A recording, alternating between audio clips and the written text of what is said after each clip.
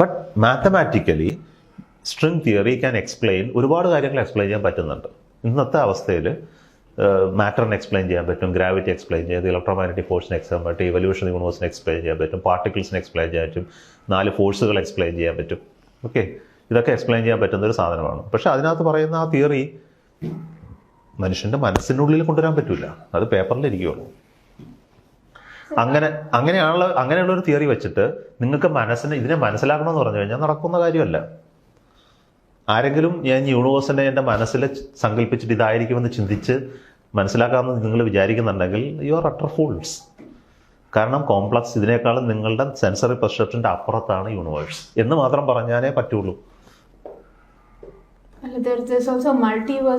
അതൊക്കെ തന്നെ അതിനകത്ത് ഞാൻ പറഞ്ഞത്. ഞാൻ അതിലേക്കൊന്നും പോകുന്നില്ല. മൾട്ടിവേഴ്സിനെ കുറിച്ച് പറയാം, ഈ പറഞ്ഞ ഡിസ്റ്റൻസുകളും ഈ കാണുന്ന ഡിസ്റ്റൻസ്. ഫോർ എക്സാമ്പിൾ ഞാൻ പറയുകയാണ്, ഒരു ഗാലക്സിയിൽ നിന്ന് മറ്റൊരു ഗാലക്സിയിലേക്കുള്ള ദൂരം എത്ര ബില്യൺ ലൈറ്റ് ഇയേഴ്സാണ്? ആലോചിക്കാൻ പറ്റുമോ നിങ്ങൾക്ക്?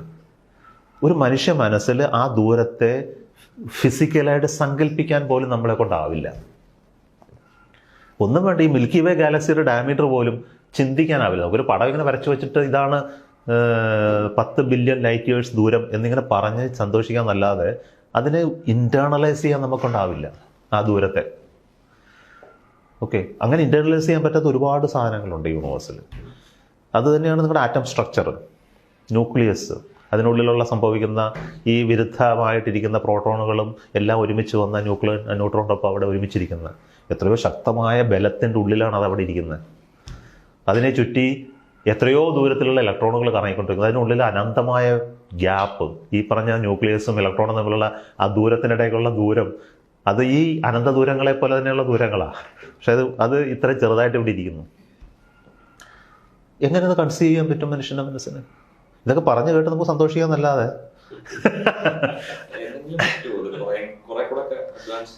അല്ല, ഇതിനെക്കുറിച്ചുള്ള അറിവുകൾ റിസർച്ച് ചെയ്ത് നമ്മൾ കണ്ടുപിടിക്കാം. പക്ഷെ ഞാൻ പറഞ്ഞ ചോദ്യം അതാണ്, താങ്കൾ മനസ്സിൽ കൊണ്ടുവരാൻ ശ്രമിക്കുന്ന യൂണിവേഴ്സ് സാധ്യമല്ല. ഇമാജിനേഷൻ എന്നല്ല വാക്ക് ഞാൻ പറയുന്നത്. നിങ്ങൾക്ക് പേഴ്സണലി പെർസീവ് ചെയ്യാൻ പറ്റില്ല, എക്സ്പീരിയൻസ് ചെയ്യാൻ പറ്റില്ല. ഓക്കെ, നിങ്ങൾ ഒരു വെയിറ്റ് കൂടിയ കല്ല് നിങ്ങൾക്ക് എക്സ്പീരിയൻസ് ചെയ്യാം. ലിഫ്റ്റ് ചെയ്ത് നോക്കുമ്പോൾ അറിയാം ഭാരം കൂടിയ കല്ല്, അത് നിങ്ങൾക്ക് എക്സ്പീരിയൻസ് ചെയ്യാം. എന്നാൽ ഭൂമിയുടെ ഭാരം എക്സ്പീരിയൻസ് ചെയ്യാൻ പറ്റില്ല. കാരണം it is beyond your capability to experience. അത് പറഞ്ഞ് മനസ്സിലാക്കണം. ഇത്ര ടൺ ഭാരമുണ്ട് ഭൂമിക്ക്. ഓക്കെ, നിങ്ങൾ ടണ്ണിനെ കുറിച്ചൊരു ബോധം ഉള്ളതുകൊണ്ട് നിങ്ങൾക്ക് ആ ബോധം ഉള്ളതുകൊണ്ട് മനസ്സിലാക്കാൻ പറ്റും. അതുപോലെ തന്നെയാണ് ഈ സാധനങ്ങളും. അപ്പോൾ അറിവ് പെടുമ്പോഴത്തോളം ആ എക്സ്പീരിയൻസ് ചെയ്യാനുള്ള കഴിവ് വർദ്ധിച്ചു വരുമെന്നും അങ്ങനെ ഒരു നിമിഷത്തിൽ ഈ ഫുള്ളിനെ കുറിച്ചൊരു ബോധം ഉണ്ടാക്കാനുള്ള കഴിവ് മനുഷ്യനുണ്ടാകുമെന്നൊക്കെയാണ് ഞാൻ പ്രതീക്ഷിക്കുന്നത്. അത് ഇനി ഇവല്യൂഷൻ്റെ പാർട്ടാണ്. നമ്മൾ ഇവോൾവ് ചെയ്ത് ഇവിടെ എത്തിയിട്ടേ ഉള്ളൂ. എനിക്ക് തോന്നുന്നത് ഒരു 10,000 വർഷം കൂടെ കഴിയുമ്പോൾ നമുക്ക് ആ കഴിവ് വരും. ഈ ഡയമെൻഷനുകളെ കാണാനൊക്കെയുള്ള കപ്പാസിറ്റി ഉണ്ടാകും. കാരണം അങ്ങനെയാണ്. കാരണം നമ്മൾ ഇവോൾവ് ചെയ്തുകൊണ്ടിരിക്കുകയാണ്. ഈ മനുഷ്യൻ ഇവോൾവ് ചെയ്ത് ഒരു ദിവസം ദൈവമാകുന്നൊരു അവസരം ഉണ്ടാകുമെന്നൊക്കെ അങ്ങനെ വേണമെങ്കിൽ പറയാം. ഇവോൾവ് ചെയ്യണം. ഒരു ലിവിങ് ഫോം എന്ന നിലയിൽ നമ്മൾ ഇവോൾവ് ചെയ്ത് ഈ കാര്യങ്ങൾ മനസ്സിലാക്കാൻ കഴിയുന്ന. സർ, ഇപ്പോൾ when you talk about AI, ഇപ്പോൾ പുതിയ there are AI technologies which are rather models which are being used.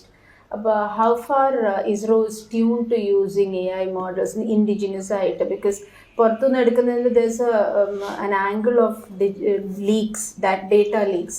അപ്പോൾ ഇവിടെ നമ്മൾ എത്രത്തോളം ആ മോഡൽസിനെ ഡെവലപ്പ് ചെയ്യാനുള്ള ഒരു ഇനിഷ്യേറ്റീവ് കാണിക്കേണ്ടത്? അവിടെ എല്ലാവരും എനിക്ക് തോന്നുന്നത് AI കുറിച്ച് ഇമ്മീഡിയറ്റ്ലി ChatGPT, DeepSeek ഇതിനെക്കുറിച്ച് ഇമ്മീഡിയറ്റ്ലി നിങ്ങളുടെ മനസ്സിൽ വരുന്ന AI ഇത് രണ്ടും മാത്രമല്ല. AI എന്ന് പറഞ്ഞാൽ എസെൻഷ്യലി എന്താണ്? ഡേറ്റ ബേസ്ഡ് ആയിട്ട് ഡിസിഷൻ എടുക്കാൻ പറ്റുന്ന ഒരു കാര്യമാണ്. ഡേറ്റയിലെ പാറ്റേണുകളെ മനസ്സിലാക്കി ഇൻട്രാക്ട് ചെയ്യാൻ പറ്റുന്ന ഒരു മോഡൽ. അത് വെച്ച് നിങ്ങൾക്ക് എന്തെങ്കിലും യൂസ്ഫുൾ ആയിട്ടുള്ള കാര്യങ്ങൾ ചെയ്യാൻ പറ്റുമോ എന്നുള്ളത് മാത്രമേ ഉള്ളൂ. അപ്പോൾ AI ഒരുപാട് സ്ഥലത്ത് അപ്ലൈ ചെയ്യാം. ഇപ്പോൾ ഫോർ എക്സാമ്പിൾ ഒബ്ജക്റ്റ് ഐഡൻറ്റിഫിക്കേഷൻ. ഇപ്പോൾ ക്യാമറയിൽ എടുക്കുന്ന ചിത്രങ്ങളിൽ മനുഷ്യനാണോ പട്ടിയാണോ തിരിച്ചറിയാനായിട്ട് വളരെ എളുപ്പത്തിൽ പറ്റും AI ഉപയോഗിച്ചിട്ട്. കാരണം ആ ഒരു പർട്ടിക്കുലർ പ്രോസസ്സിന് വേണ്ടി ട്രെയിൻ ചെയ്ത് കഴിഞ്ഞാൽ ഒരു AI മോഡലിന് ആ ഒരു ടാസ്ക് വളരെ ഭംഗിയായിട്ട് ചെയ്യാൻ പറ്റും. പക്ഷെ നിങ്ങൾ കാണിക്കുന്ന general natural language processing NLP based ChatGPT പോലെയുള്ള സാധനങ്ങൾ നിങ്ങൾ ഇൻട്രാക്ട് ചെയ്യാൻ ഉപയോഗിക്കുന്നത് ടെക്സ്ച്വൽ പിക്ചോറിയൽ ഇൻറ്ററാക്ഷനിൽ വെച്ചിട്ട് റിപ്ലൈ തരുന്നത്. അത് ട്രെയിൻ ചെയ്തിരിക്കുന്നത് ഒരു ഒരു ഒരു ലാർജ് സ്പെക്ട്രം ഓഫ് ആക്ടിവിറ്റിക്ക് വേണ്ടിയിട്ടാണ്, ഒരു ജനറൽ പർപ്പസാണ്. ചാറ്റ് ജിപിടി പറയാൻ നിങ്ങൾ റോക്കറ്റ് ഡിസൈൻ ചെയ്ത് തരാൻ പറഞ്ഞാൽ അതിനെ കൊണ്ടാവില്ല. അല്ലെങ്കിൽ നമ്മൾ സ്പെസിഫിക് ആയിട്ട് ആവശ്യപ്പെടുന്ന ഏതെങ്കിലും ടാസ്ക് ചെയ്യാനാവില്ല, കാൽക്കുലേറ്റ് ചെയ്യാൻ പോലും ആവില്ല. ഒരു 24x45 മൾട്ടിപ്ലൈ ചെയ്ത് ചോദിച്ചു കഴിഞ്ഞാൽ അത് ചെയ്യണമെന്നുണ്ടെങ്കിൽ അതിന് പറ്റില്ല. അപ്പോൾ ഈ ചാറ്റ് ജിപിടി എല്ലാത്തിൻ്റെ ഒരു സൊല്യൂഷനൊന്നും അല്ല, അതുപോലെ ഡീപ് സീക്കും അല്ല. അപ്പോൾ മനസ്സിലാക്കേണ്ടത് AI എന്ന് പറയുന്ന ഒരു ഡൊമൈൻ സ്പെസിഫിക് ആയിട്ട് യൂസ് ചെയ്യാൻ പറ്റുന്ന ഒരു ടൂളാണ്. അത് എവിടെയൊക്കെ ലാർജ് ഡാറ്റയുണ്ടോ അവിടെയൊക്കെ നമുക്ക് യൂസ് ചെയ്യാം. ലാർജ് ഡാറ്റ ഇല്ലാത്ത സ്ഥലത്ത് യൂസ് ചെയ്യാൻ പ്രയാസമാണ്.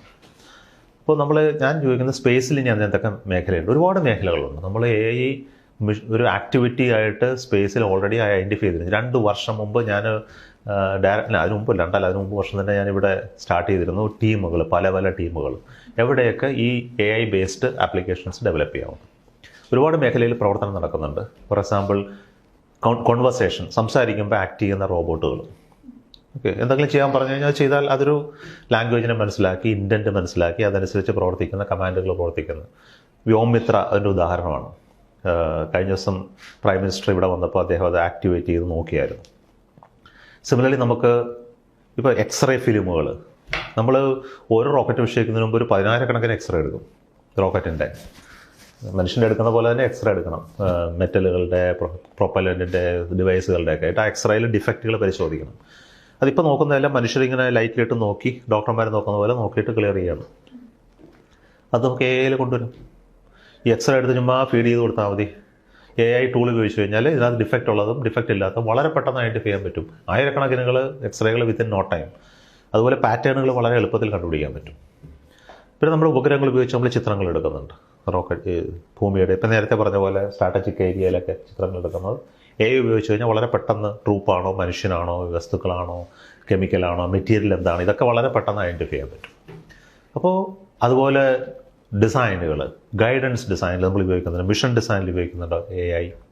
അതിൽ ജനറ്റിക് അൽഗോരിതം എന്ന് പറഞ്ഞ പഴയ ടെർമിനോളജിയാണ് ഉപയോഗിക്കുന്നത്. ഇപ്പോൾ AI എന്നൊക്കെ ആയതേ ഉള്ളൂ. അത് ഉപയോഗിച്ചിട്ടുള്ള ഡിസൈനുകൾ നമ്മൾ ഉപയോഗിക്കുന്നുണ്ട്. അങ്ങനെ ഒരുപാട് മേഖലയിൽ ഉപയോഗിക്കാം. ഫോർമേഷൻ ഫ്ലൈയിങ് എന്ന് പറയുന്നതിൽ ഉപയോഗിക്കാം. കുറച്ച് കഴിയുമ്പോൾ എനിക്ക് തോന്നുന്നു AI ഉപയോഗിച്ച് നമുക്ക് ഫുൾ ഡിസൈനൊക്കെ ചെയ്യാൻ പറ്റും. AI ഒരു എഞ്ചിൻ ഉണ്ടാക്കിയിട്ട് പറയുക എനിക്ക് ഇന്ന റോക്കറ്റ് ഡിസൈൻ ചെയ്ത് തരൂ എന്ന് പറഞ്ഞാൽ റോക്കറ്റ് ഡിസൈൻ ചെയ്ത് പടങ്ങളൊക്കെ വരച്ച് തരുന്ന ഒരു AI ടൂൾ വരും. ചിലപ്പോൾ കുറച്ച് കാലം കഴിയുമ്പോൾ വന്നേക്കാം. പക്ഷെ ഇന്ന് ആ ലെവലിൽ എത്തിയിട്ടില്ല. അത് അക്രോസ് പല ഡൊമൈനിലും നടക്കുന്നുണ്ട്. മെഡിക്കൽ ഏരിയയിൽ AI വളരെ ഇമ്പോർട്ടൻ്റ് ആയിട്ടുള്ള AI ആണ് ഇന്ത്യയെ സംബന്ധിച്ചിടത്തോളം. ലാംഗ്വേജ് പ്രോസസ്സിങ് വളരെ ഇമ്പോർട്ടൻ്റ്, കാരണം നമ്മൾ മൾട്ടിലിംഗ്വൽ സ്റ്റേറ്റ് ആയതുകൊണ്ട് ഏതൊരു ഭാഷയെ സംസാരിക്കുമ്പോഴും അത് ആ ഭാഷ അനുസരിച്ച് ആക്ഷൻ, ടീച്ചിങ്, ലേണിംഗ് പ്രോസസ്സിൽ ഉള്ള AI വളരെ ഇമ്പോർട്ടൻ്റ് ആണ്. അതുപോലെ ജനറൽ പർപ്പസ് അവയർനെസ്, നോളജ്, പബ്ലിക്കിനുള്ള നോളജ്, പബ്ലിക് സർവീസസ്, അതിനൊക്കെയുള്ള നോളജ്, AI, ഇതൊക്കെ ആയിരിക്കും എനിക്ക് തോന്നുന്നു വളരെ ഇമ്പോർട്ടൻ്റ് ആകുന്നത്. സ്പേസിൽ വളരെ ലിമിറ്റഡ് സ്കോപ്പേ അതിനകത്തുള്ളൂ. കാരണം എഞ്ചിനീയറിംഗ്, കോംപ്ലക്സ് എഞ്ചിനീയറിംഗ് നടക്കുന്നിടത്ത് AI ഇപ്പോഴും വന്നിട്ടില്ല. എന്തെങ്കിലും ഡിസൈൻ ചെയ്യാനൊന്നും AIക്ക് ആവില്ലല്ലോ ഇപ്പോഴും. ചെറിയ ചെറിയ ആസ്പെക്റ്റുകൾ മാത്രമേ ഇപ്പോഴും ഡിസൈൻ ചെയ്യാനാവുള്ളൂ. ക്രിയേറ്റീവ് ഡിസൈൻ ചെയ്യാനായിട്ട് AI വരും കുറച്ച് കഴിയുമ്പോഴത്തേക്കും. അത് AGI ഒക്കെ വരുമ്പോൾ സമയത്ത് കുറച്ചും കൂടെ വരുമെന്നാണ് എനിക്ക് തോന്നുന്നത്. This is actually for general knowledge, general awareness also for our viewers. ഇപ്പോൾ traditional engineering sectors like mechanical and aerospace ആണ് ഇപ്പോൾ ഒരു സ്പേസ് സയൻറ്റിസ്റ്റിന് ഏറ്റവും ഇമ്പോർട്ടൻ്റ് എന്ന് വിചാരിച്ചിട്ടുണ്ട്. ഇപ്പോൾ ന്യൂ ഏജിൽ what are the streams of engineering which can actually help you in the new space ambitions that we have? ഏതൊക്കെ സ്ട്രീംസ് ഓഫ് എഞ്ചിനീയറിംഗ് ആണ് ഇമ്പോർട്ടൻ്റ്? എല്ലാ സ്ട്രീമും ഹെൽപ്പ് ചെയ്യും. ആക്ച്വലി നമ്മൾ ട്രഡീഷണൽ എഞ്ചിനീയറിംഗ് ഡൊമൈൻ എന്ന് പറയുന്നത് electronics, mechanical, aerospace, chemical, propulsion എല്ലാം ഉപയോഗിക്കുന്നുണ്ട്. നമ്മൾ ഓരോ ഡൊമൈനിൽ ഇപ്പോൾ AI ബേസ്ഡ് വർക്ക് ചെയ്യുമ്പോൾ AI-കാരെ നമുക്ക് റിക്രൂട്ട് ചെയ്യേണ്ടി വരും, കമ്പ്യൂട്ടർ സയൻസ് ആളുകളെ ഉപയോഗിക്കേണ്ടി വരും. അപ്പോൾ ഇതാണ് ഒരു മോസ്റ്റ് ഇമ്പോർട്ടൻറ്റ് ഡൊമൈൻ എന്നൊന്നും എനിക്ക് പറയാനാവില്ല. ഇപ്പോൾ മെറ്റലർജി ഡെവലപ്പ് ചെയ്യണമെന്നുണ്ടെങ്കിൽ, മെറ്റീരിയൽസ് ഡെവലപ്പ് ചെയ്യണമെന്നുണ്ടെങ്കിൽ നമുക്കിപ്പോൾ AI ഉപയോഗിക്കാം.